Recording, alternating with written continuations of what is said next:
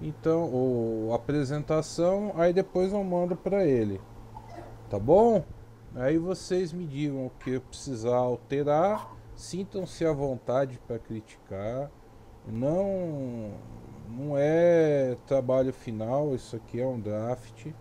Então, se vocês acharem que dá para melhorar, a gente melhora, mas tem que ser hoje, porque amanhã amanhã é apresentação, tá bom? Amanhã é a apresentação, né? É, Beleza.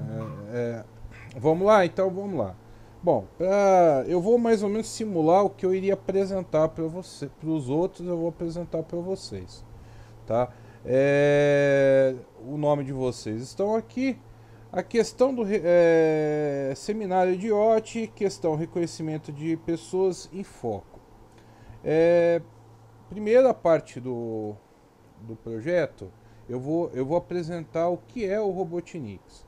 O Robotniks é um software que eu criei em 2013, que eu comecei a criar, é um produto que eu criei em 2013, que é Open Source e Open Hardware. Basicamente, ele é um robô para fins educacionais.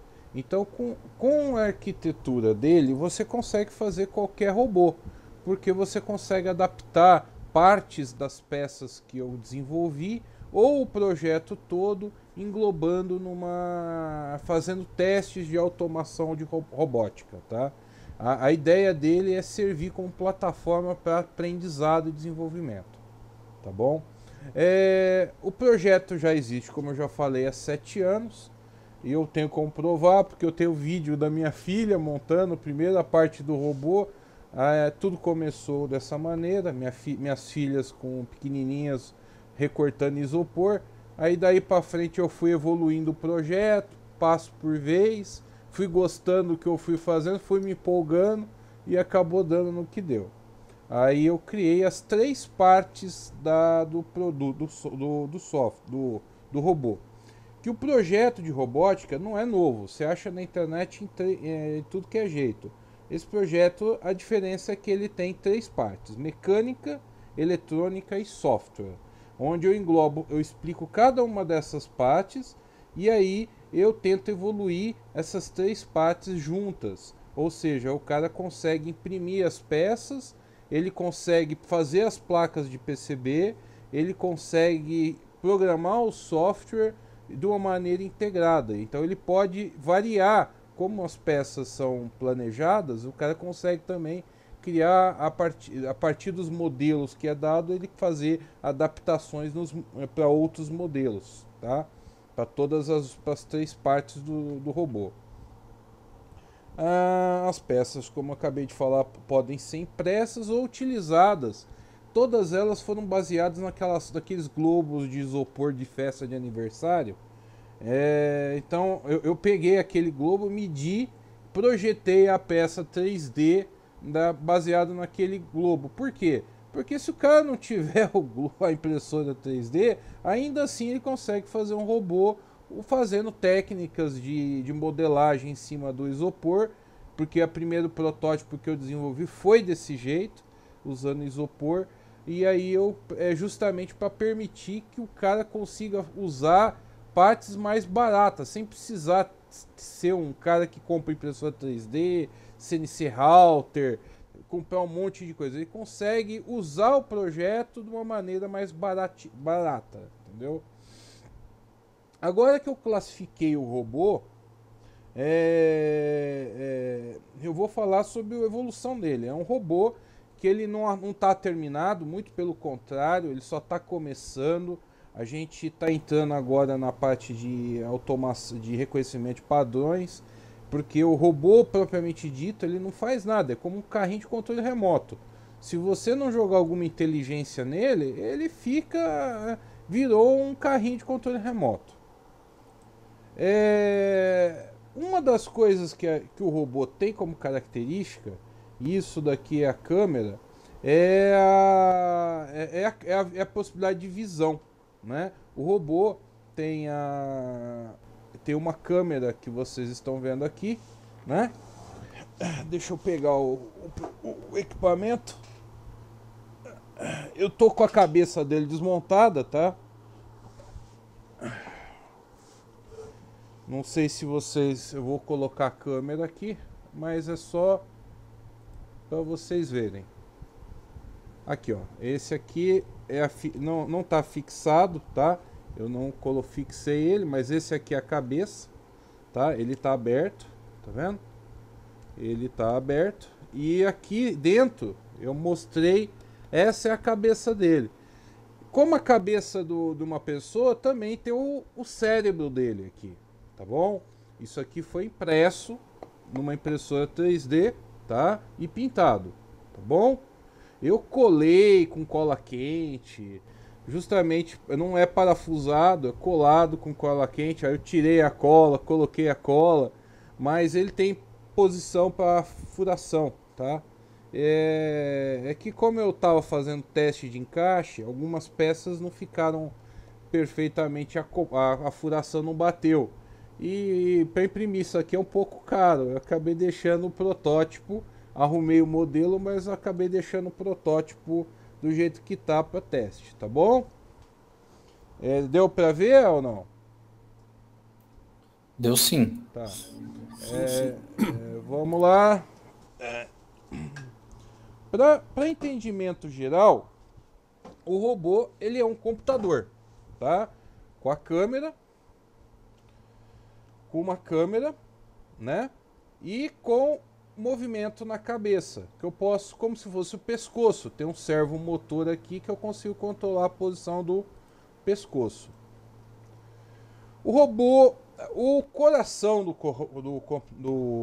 melhor falando, o cérebro do robô é um Raspberry Pi Zero integrado com uma câmera também do Raspberry. Tem um flat aqui que acaba caindo do outro lado, que ele conecta o Raspberry nele.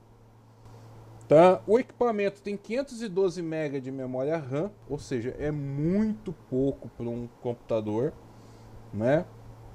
Ele roda um Raspbian e ele tem um cartão de SD de 32 GB, mas pode ter 16 GB, 8 GB, o cartão de memória, é um SSD.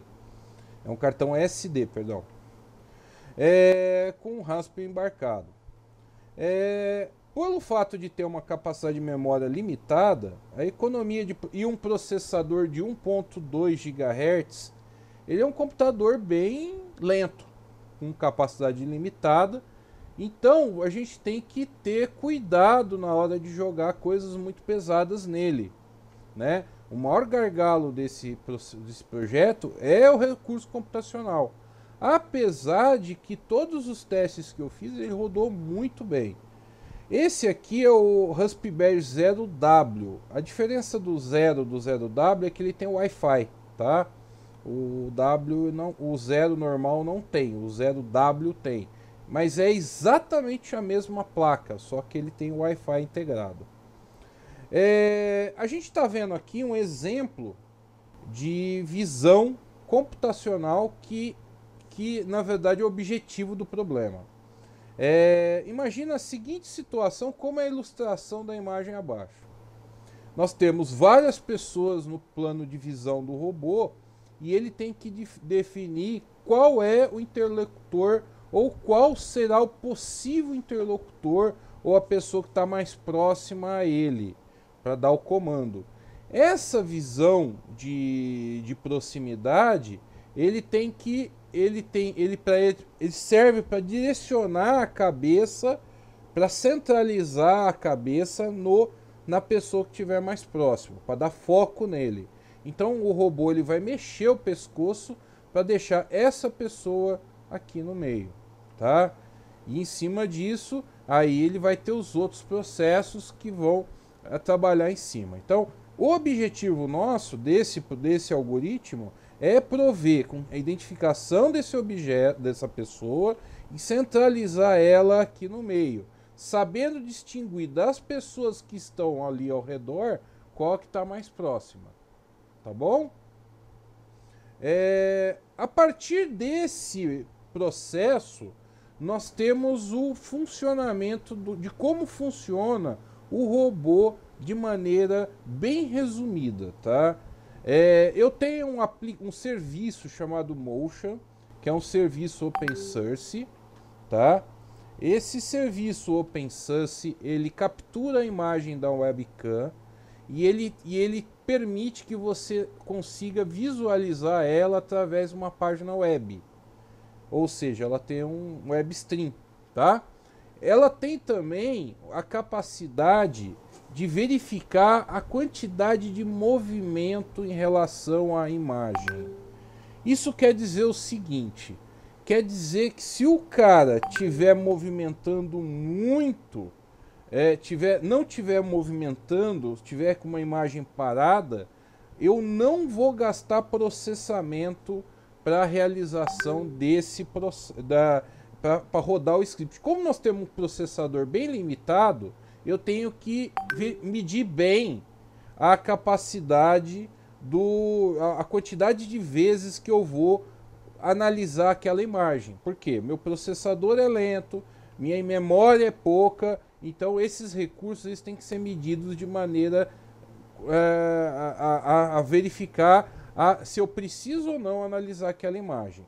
Então o motion ele tem um fator de deslocamento. O que significa isso? Significa que quando tiver um deslocamento X da imagem, ele vai startar uma trigger e essa trigger vai permitir que eu rode um shell script para executar alguma coisa. Tá? Ele também armazena essa foto num banco de dados MySQL, Postgre, aí tem uma infinidade de bancos, tá? Então eu consigo amarrar essas informações, eu consigo amarrar o posicionamento da onde vai ter o arquivo, eu consigo eu consigo jogar um script de ação, tudo usando o Motion. Então o Motion já é uma ferramenta muito interessante para a captura de imagem. Alguma dúvida até aqui ou não? Tranquilo, Marcelo.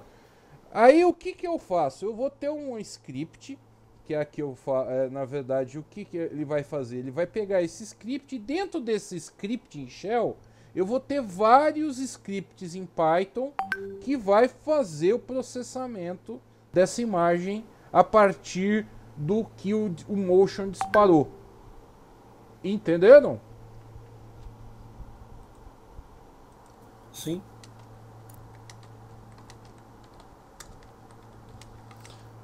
Agora vem vem a grande sacada. O primeiro script que a gente roda é um script baseado em detecção facial. O Motion ele não tem detecção facial. O Motion ele não captura a imagem da câmera. Então eu rodo um script em Python que ele vai perceber quantas pessoas tem naquela sala ou naquela foto. E ele vai capturar a face da pessoa. Esse é o primeiro script, tá? Eu vou mostrar depois o script. O segundo script é o que vem depois. Ele identificando as pessoas que estão lá, ele tem que achar a pessoa que está mais próxima. Como é que ele faz isso? Ele vai fazer a partir dos parâmetros que o primeiro script captura, que é o tamanho da imagem, altura, largura, posição da imagem. Então, a partir desses parâmetros, ele joga para o próximo script e o script detecta qual é a pessoa que está mais próxima, tá bom? Tudo isso amarrado no banco de dados. Tá, a partir do momento que ele identificou qual das imagens, qual das faces é a mais próxima, o próximo passo é o posicionamento da cabeça, que é feito através de comandos usando o socket, que tem um serviço que recebe isso. Então esse serviço, você fala assim, ó, mova para a direita 3 pixels, e ele vai mover a cabeça, ele tem uma regra lá que ele vai mover isso daí. Entendeu? Então você tem esse serve motion, É um serviço que já foi criado em C, ele fica operando no computador. Esse Motion é um serviço que já está criado, ele já roda no robô. Esse detecção facial é um script em Python, ele já roda no robô. Esse detecção proximidade nós não fizemos ainda, é o foco do nosso projeto. Dúvidas até aqui?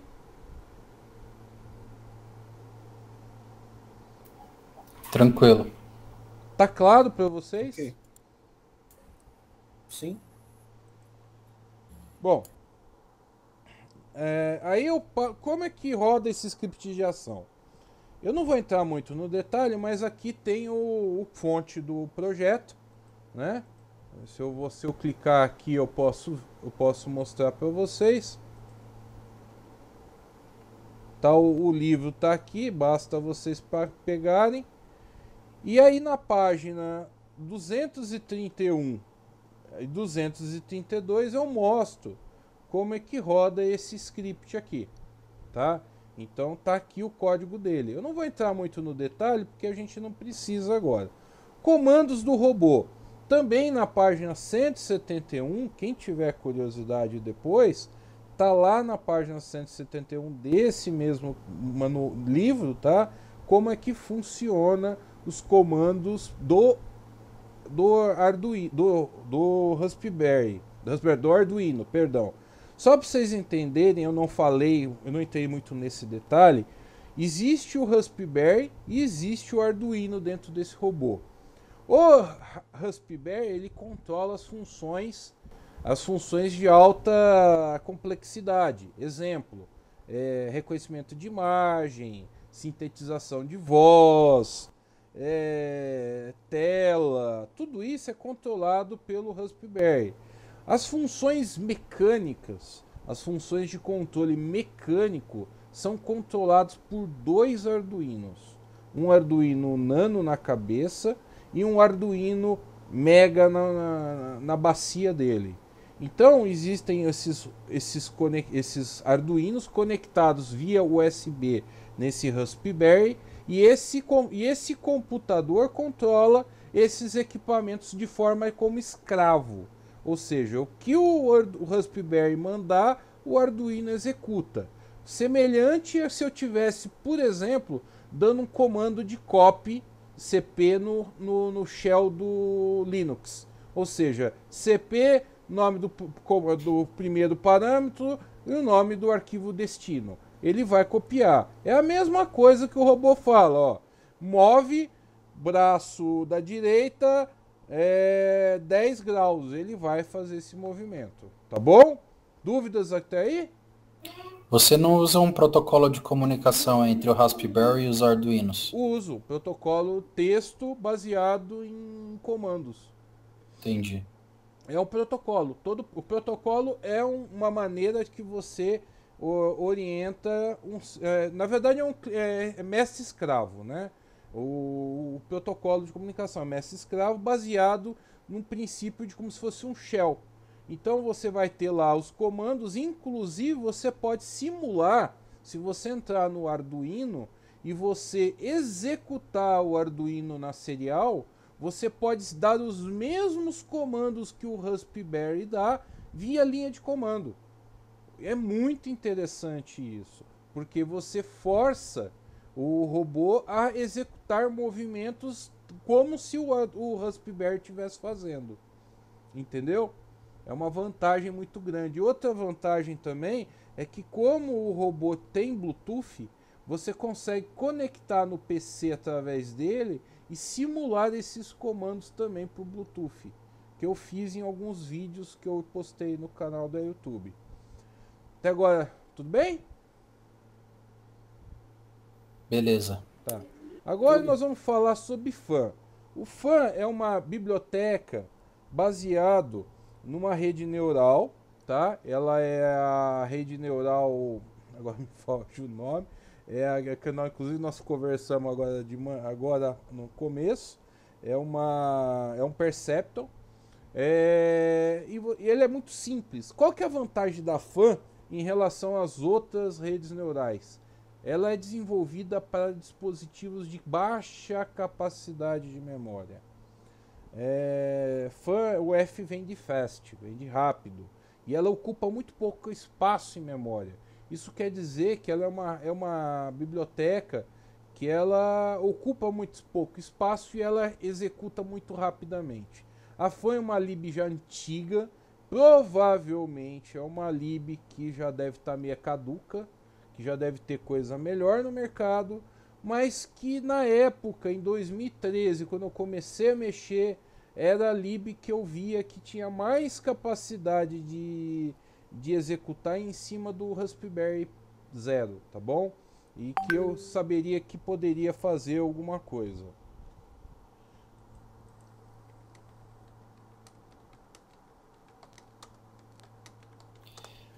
Agora vamos para a próxima. Oi. Tá, então eu não conhecia essa FAN. Então essa FAN, ela é uma rede neural já, que ela tem os mesmos princípios do que nós vimos até agora, por exemplo, a Perceptron. Exato, eu vou mostrar para vocês, inclusive, um fragmento de código, onde vocês vão ver exatamente isso. Tá. Eu vou mostrar para vocês justamente isso. Só que primeiro eu vou seguindo a linha. Aqui nós estamos vendo o script de reconhecimento facial, para quem tem algum tipo de interesse. Aqui basicamente eu peguei só o fragmento que interessa para mim. É onde eu varro as imagens detectadas, pegando as informações de altura, largura e posição inicial. Então eu pego o primeiro ponto e aí eu pego o segundo ponto, né? Espera aí, voltar. Opa.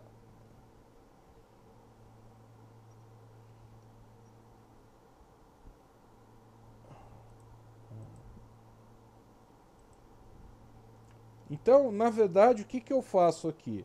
Eu gravo a imagem do cara, eu pego a rede, isso daqui também tá nesse site aqui como eu uso, tá? E eu gravo essa imagem em banco de dados, eu copio essa imagem e salvo ela em arquivo, tá? Só para vocês verem como funciona. Agora nós vamos entrar no conceito do fã, né? Para você para você ensinar a rede neural, você precisa criar um arquivo .data.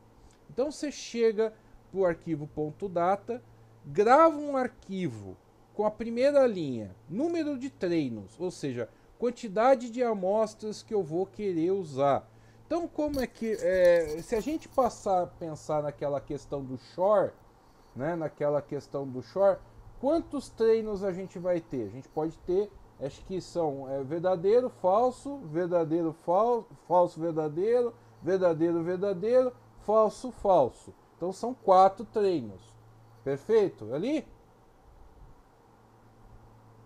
Número de entradas. Quantas entradas nós vamos ter no caso do shore? Né? Naquele exemplo que o professor passou. 2 entradas.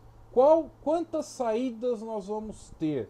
Então nós vamos ter uma saída. Então a primeira linha ficaria 4, 2 e 1. Tá claro isso?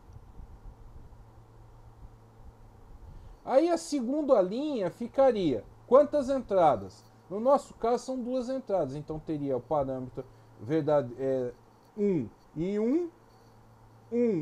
Aí teria a saída. Qual que seria a saída que eu espero para 1 e 1? 1 e 1 seria 1, não é isso? Ou é 0 no short? Vamos, gente. Eu não lembro. Eu acho que é 1 e 1.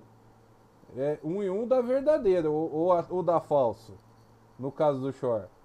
Bom, acho que dá falso, então, não lembro. Então aqui seria 0 ou menos 1. No caso do exemplo que o próprio fã usa, é menos 1. Então ele usa 1 e 1 e menos 1. Tá?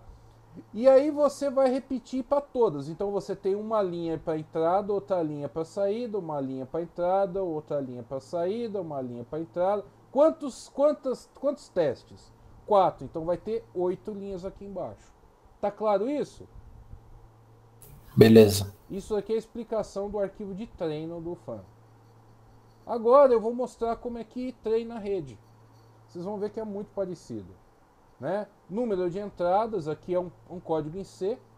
Número de entradas, número de saídas, número de camadas ocultas, tudo parâmetro, né? Isso aqui é taxa de aprendizagem, não é? 0.001, não é isso que a gente chama isso?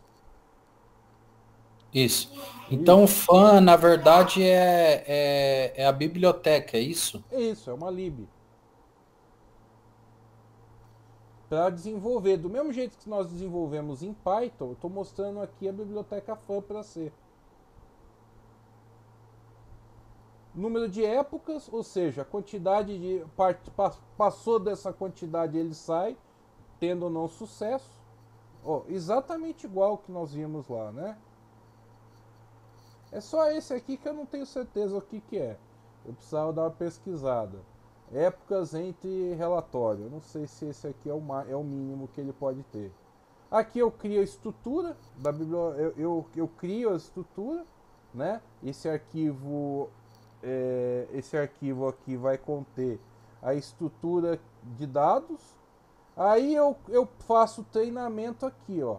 Eu pego aquele arquivo que eu criei, passo os parâmetros que eu passei aqui e mando treinar minha rede. Ele treina a minha rede, porque ele já lê o arquivo e já faz o treino, e salva essa rede treinada no arquivo.net, finalizando o treinamento.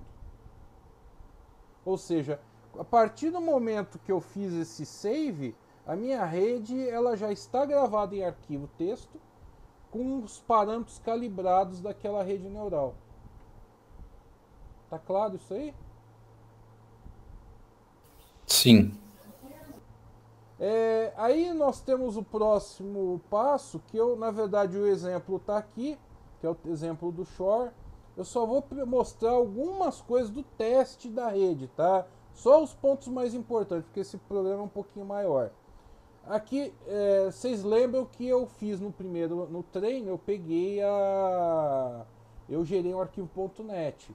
Eu vou pegar esse arquivo aqui e vou carregar ele na minha rede, carregando o treinamento que eu tinha. Porque quando eu crio a minha rede, ela vem zerada. Então eu carrego aqueles parâmetros treinados, então minha rede vai entrar já com aqueles parâmetros configurados, como se a minha rede já estivesse pronta. E aí o que eu faço? Eu posso rodar o arquivo dos dados aqui, ó, training from file. Ele vai a partir do ponto data, que é o arquivo de exemplo que eu criei. E ele vai processar essas entradas chamando os dados da saída, gerando os outputs da minha rede. E eu posso mostrar isso daqui através de um printf. Tá claro para vocês ou não? Beleza. Eu tô sendo bem assim superficial, mas mostrando os pontos relevantes, porque vocês já viram isso em Python, tá? Resultado esperado. Ao aplicarmos a rede, o resultado esperado é a indicação de pessoas mais próximas. A partir daí, a informação será armazenada em banco, sendo lido no banco as posições das pessoas, que será feito o cálculo posicional do mesmo. Nesse cenário, contemplamos a análise de 5 pessoas simultâneas, ou seja, a minha rede ela só vai ler 5 pessoas. Se tiver 20 pessoas na minha rede, o que eu vou fazer? Eu vou ler as primeiras 5, aí o que tiver mais perto eu pego esse cara e jogo os próximos 4.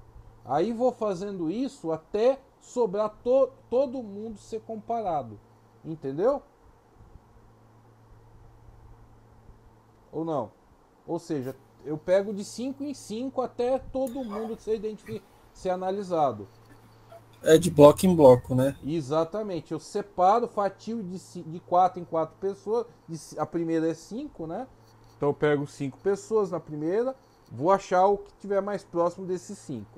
Aí eu vou pegar os que não foram lidos ainda, formar um grupo de 5, analisar na rede neural, apresentar, ela vai me posicionar qual que é a pessoa que está ali. Aí eu pego essa pessoa, lembrando que eu tenho, ó, a posição da pessoa na ponto XY, a altura e largura dela, né?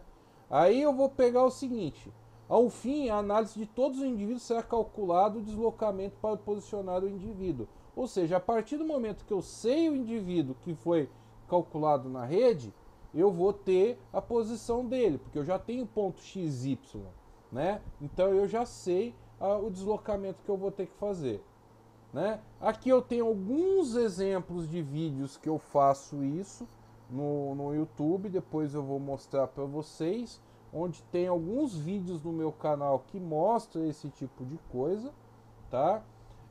E aqui já finalizando a conclusão, aqui é o seguinte: projeto decisórios em robôs autônomos não é tarefa simples, nunca foi. Existem muitas soluções e formas práticas de aplicação. A melhor é que se adequa ao seu hardware. Não adianta você criar a melhor solução do mundo e seu hardware não conseguir rodar ou te dar um resultado aqui meia hora. Ou seja, isso aqui tem que ser um processamento muito rápido, porque o próximo frame vem logo em seguida. E não adianta você ter um delay muito grande, que é o robô vira uma tartaruga, né? Então não adianta, tem que ser uma coisa muito rápida. Pois devemos lembrar que a capacidade de processamento ainda é um dos maiores gargalos do processo do que nós estamos falando aqui. A apresentação da proposta não foi de fato, eu não fiz a proposta de fato, né? Eu apenas apresentei como eu farei isso daqui, mas eu estou ansioso para fazer esse processo, até porque o meu robô já existe, tá? O trabalho, esse trabalho não está começando, não está no final, é muito pelo contrário, ele está no início. O processo de identificação, esse processo de movimento de face, ele é apenas uma de muitas outras análises que o robô vai ter que fazer, não é a única atividade que ele vai ter que fazer. Por isso que também você não pode gastar todos os seus recursos computacionais para resolver esse problema, tá? Vamos lá, bibliografia. Isso aqui são alguns livros que eu li para desenvolver o robô. O Robotniks, esse link foi eu que fiz. A LibFan é o site da Lib, tá? O outro livro, Redes Neurais Artificiais, foi um livro que eu comprei que me ajudou bastante, inclusive a entender um pouco. Introdução à Robótica é um livro bem interessante, apesar de eu achar que é um livro já um pouco antigo. E esse Linux Robotics, ele é mais voltado para hardware, ele não é tanto voltado para rede neural, ele foca mais em técnicas um pouco mais primitivas, tá? Mas é muito interessante, apesar de ser feito em Java, tá? Ele foi desenvolvido, o cara usou Java para fazer o robô. E é isso aí, acabou.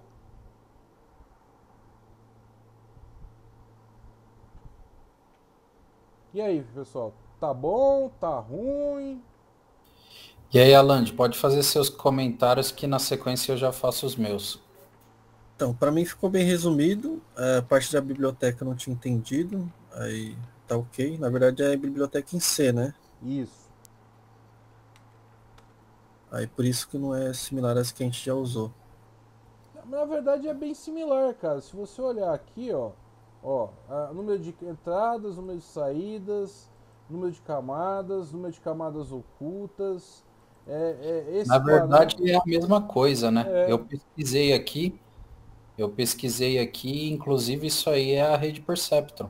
é, Só que aí é o que o Marcelo falou, isso, o nome da biblioteca FAN é uma biblioteca utilizada para programação em C. Do mesmo jeito que a Scikit-learn é para Python. na verdade a FAN, a grande vantagem da FAN é que ela é mais rápida. Então ela usa muito pouco recurso de memória do seu computador e ela performa-se muito bem, porque ela é muito próxima do hardware do seu equipamento. Então, assim, se você rodar uma lib dessa, você montar um programa feito em fan, provavelmente seu programa vai rodar que nem um avião. Tipo, 100 vezes mais rápido que um script em Python. E isso conta muito no processador que conta com 1.2 GHz de velocidade e com capacidade de memória de 512K. Então a gente precisa tirar até a última gota do processador dele.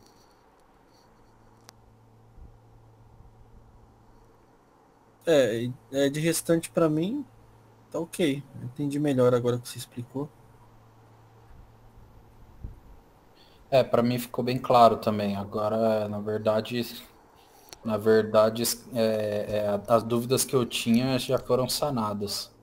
Aí, Marcelo, eu acho que talvez um ponto só que não sei se vocês concordam, mas que eu acrescentaria é o desenho da rede, só para simbolizar. Eu fiz algumas pesquisas aqui, e aí quando você joga FAN, né, que é Fast Neural Network, né, ele já, a primeira coisa que ele traz já é aquela simbologia dos neurônios, né? Então Isso. talvez você colocar ela aí só para. E o logo da Uninove só para fechar o assunto. Mas eu não tenho muito o que adicionar, não. Ficou excelente.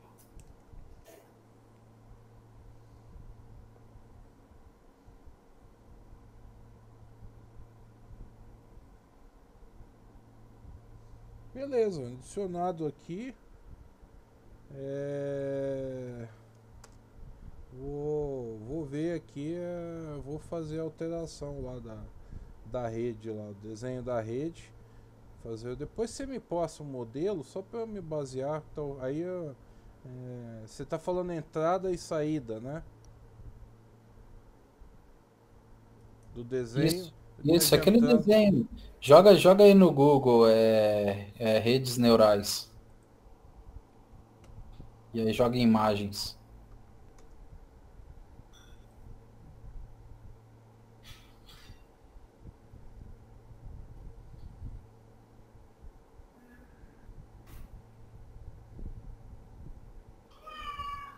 Eu tô nesse programa tosco chamado Yahoo. Pera aí. A única coisa boa do Yahoo é que ele acha o Google. É, já foi bom, né?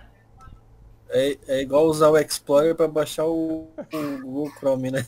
Você tá É, falando disso? isso, exatamente. Tá, eu vou Só para criar. simbolizar o que foi feito, entendeu? Em código. Tá. Eu vou. Na verdade é isso aqui, é essa rede aqui, né? Não precisa nem pesquisar muito. Né? É essa aqui, ó. Você quer que eu coloque ela onde?